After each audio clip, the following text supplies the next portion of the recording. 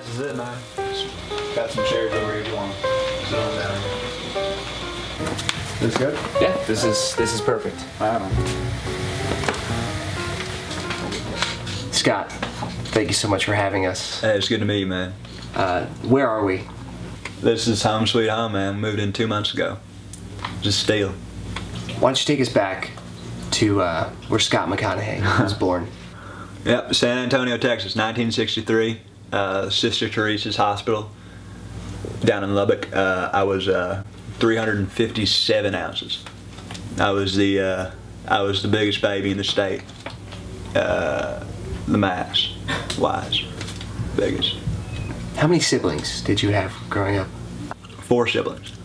I had Audrey, Gertrude, she's the oldest, and then little Maddie. And that's, of course, Matthew McConaughey. Legend would have it. Growing up with Matt, why don't you take us back to that moment when you realized that he was going to be a star?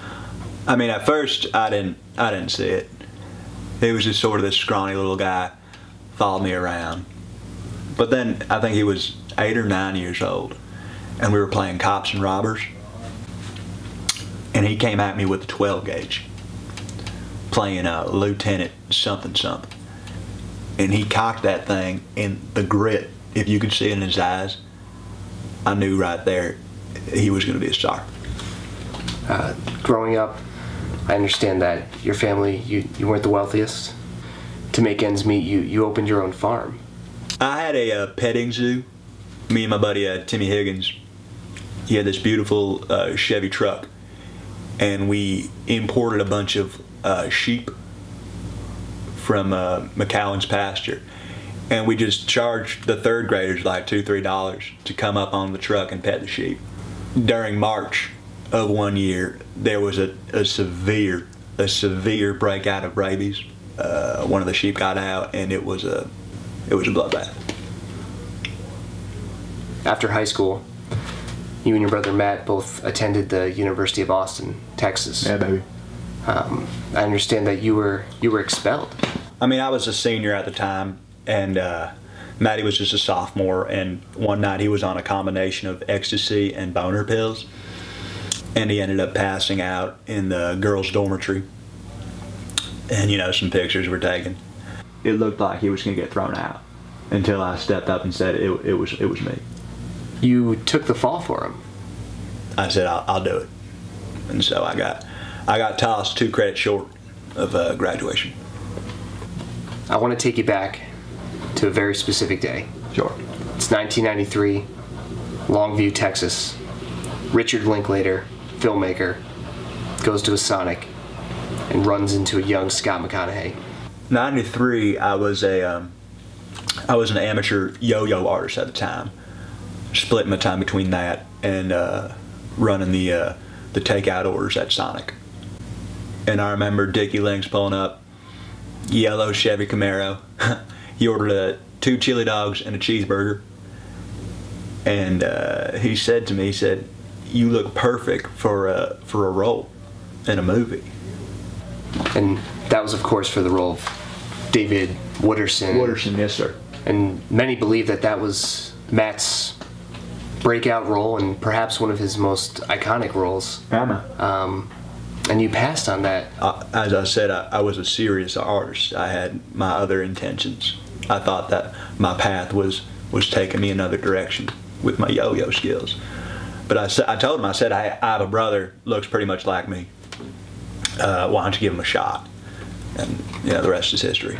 I also understand during filming that there was an incident on the set and you were thrown out. Well, Richard tagged me along as executive producer, and there was a scene where they were talking about high school girls, and he said something like, you know, he gets older but they stayed the same age.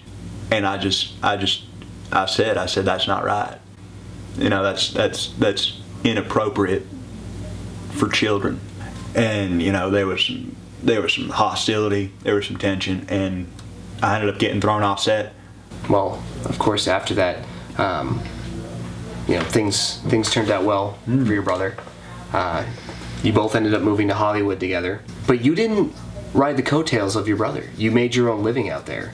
Why don't you tell us a little bit about Scott McConaughey in Hollywood?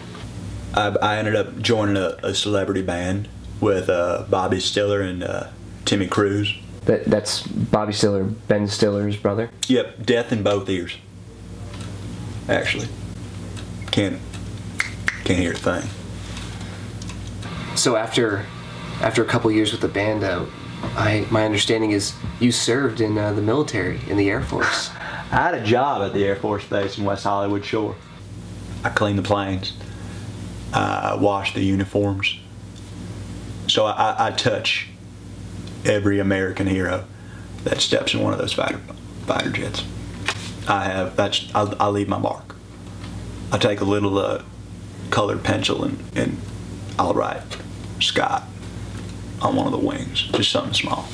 Scott, you've clearly had a very inspirational life. Some astonishing things have happened to you, and I think one of the more recent things that a lot of us are fascinated by is the fact that you passed on Christopher Nolan's film, Interstellar, a film that he had written specifically for you. Hey, I remember getting that script from Chris. He handed me the script, and I read it, and I did. And I went into his office one day, and I told him, I said, I have two bugaboos, okay? I will not go to space, and I will not drink water. And they were going to have me go to space. And of course, he tried to explain to me, there's CGI, you're not actually going to have to go. I said, I don't care, I'm not doing it. I'm not doing it. I'm not going to space, okay? I belong here, man. I'm not off making movies on Mars, okay? So it was a hard pass. Hard pass. Maddie ended up doing it. It was fine, but it's not my thing. And obviously went on to be quite a success with your brother. Like $500 million, I think. Yeah, pretty good. Pretty good numbers.